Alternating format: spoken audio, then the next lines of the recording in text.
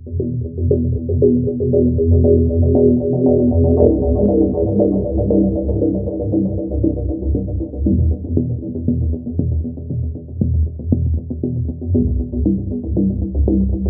perlawanan Hizbullah menembak jatuh drone Israel yang terbang di langit Lebanon bagian selatan.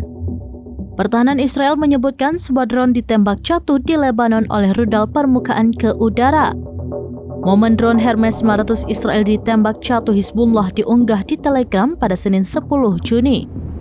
Diketahui ini bukan pertama kalinya drone Hermes 900 Israel ditembak oleh perlawanan Lebanon. Pada Kamis 6 Juni 2024 lalu, kelompok perlawanan Lebanon untuk pertama kalinya menggunakan rudal anti pesawat terhadap jet Israel. Secara terpisah, Hizbullah mengatakan pihaknya menyerang sebuah pos militer Israel di dataran tinggi Golan yang diduduki dengan skuadron drone pada hari Senin. Dalam sebuah pernyataan, kelompok tersebut mengatakan mereka telah melukai tentara Israel dan membakar sebagian pos terdepan.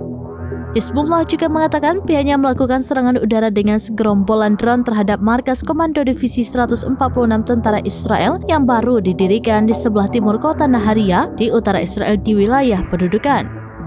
Melalui pernyataan di Telegram, Hizbullah menyebut serangan tersebut mengakibatkan tewasnya atau terlukanya pasukan Israel serta kehancuran dan kebakaran di wilayah pemukiman mereka.